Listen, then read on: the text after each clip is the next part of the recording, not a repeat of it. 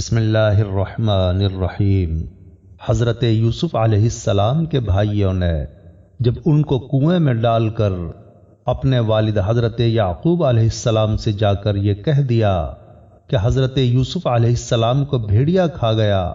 تو حضرت یعقوب علیہ السلام کو بے انتہا رنج و الم اور بے پناہ صدمہ ہوا، اور وہ اپنے بیٹے کے غم میں بہت دنوں تک روتے رہے، اور باکثرت رونے کی وجہ سے بینائی کمزور ہو گئی تھی۔ پھر برسوں کے بعد جب برادران یوسف علیہ السلام قحط کے زمانے میں غلہ لینے کے لیے دوسری مرتبہ مصر گئے، بھائیوں نے حضرت یوسف علیہ السلام کو پہچان کر اظہار ندامت کرتے ہوئے معافی طلب کی، تو آپ نے انہیں معاف کرتے ہوئے یہ فرمایا کہ آج تم پر کوئی ملامت نہیں، اللہ تعالیٰ تمہیں معاف فرما دے، وہ ارحم الراحمین ہے۔ جب آپ نے اپنے بھائیوں سے اپنے والد ماجد حضرت یعقوب علیہ السلام کا حال پوچھا، اور بھائیوں نے بتایا کہ وہ تو آپ کی جدائی میں روتے روتے بہت ہی نڈھال ہو گئے ہیں، اور ان کی بینائی بھی بہت کمزور ہو گئی ہے، بھائیوں کی زبانی والد ماجد کا حال سن کر حضرت یوسف علیہ السلام بہت ہی رنجیدہ اور غمگین ہو گئے۔ پھر آپ نے اپنے بھائیوں سے فرمایا،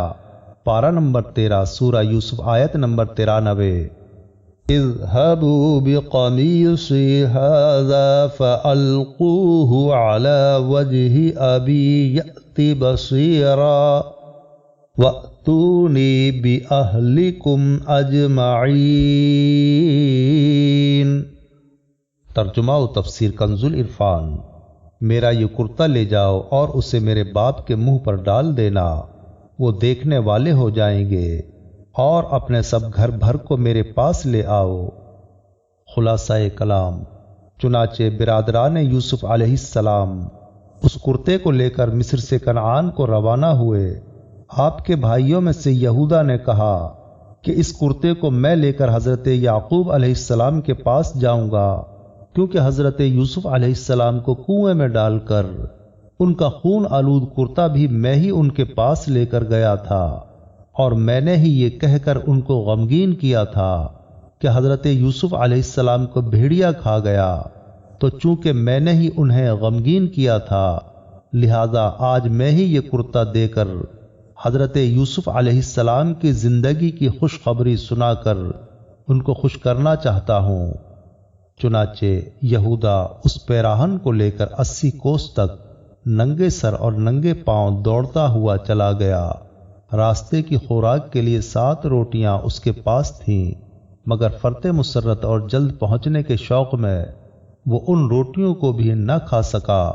اور جلد سے جلد سفر طے کر کے والد محترم کی خدمت میں پہنچ گیا۔ یہودا جیسے ہی کرتا لے کر مصر سے کنعان کی طرف روانہ ہوا، کنعان میں حضرت یعقوب علیہ السلام کو حضرت یوسف علیہ السلام کی خوشبو محسوس ہوئی، اور آپ نے اپنے پوتوں سے فرمایا، پارہ نمبر 13 سورہ یوسف آیت نمبر 94 تا 95، وَلَمَّا فَصَلَتِ الْعِيرُ قَالَ أَبُوهُمْ إِنِّي لَأَجِدُ رِيحَ يُوسُفَ لَوْلَا أَن تُفَنِّدُونِ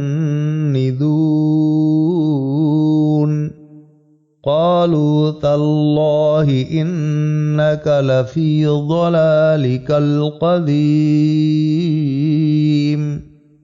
ترجمہ و تفسیر کنز العرفان۔ اور جب قافلہ وہاں سے جدا ہوا تو ان کے باپ نے فرما دیا، بے شک میں یوسف کی خوشبو پا رہا ہوں، اگر تم مجھے کم سمجھ نہ کہو۔ حاضرین نے کہا، اللہ کی قسم آپ اپنی اسی پرانی محبت میں گم ہے۔ خلاصہ کلام، آپ کے پوتوں نے جواب دیا کہ خدا کی قسم آپ اب بھی اپنی اس پرانی وارفتگی میں پڑے ہوئے ہیں، بھلا کہاں یوسف ہیں اور کہاں ان کی خوشبو۔ لیکن جب یہودا کرتا لے کر کنعان پہنچا، اور جیسے ہی کرتے کو حضرت یعقوب علیہ السلام کے چہرے پر ڈالا تو فوراً ہی ان کی آنکھوں میں روشنی آ گئی۔ چنانچہ اللہ تعالی نے قرآن مجید کے پارہ نمبر 13 سورہ یوسف میں آیت نمبر 96 میں فرمایا، فلما أن جاء البشير ألقاه على وجهه فارتد بصيرا قال ألم أقل لكم إني أعلم من الله ما لا تعلمون۔ ترجمہ و تفسیر کنز العرفان۔ پھر جب خوشخبری سنانے والا آیا تو اس نے وہ کرتا یعقوب کے منہ پر ڈال دیا، اسی وقت وہ دیکھنے والے ہو گئے۔ یعقوب نے فرمایا،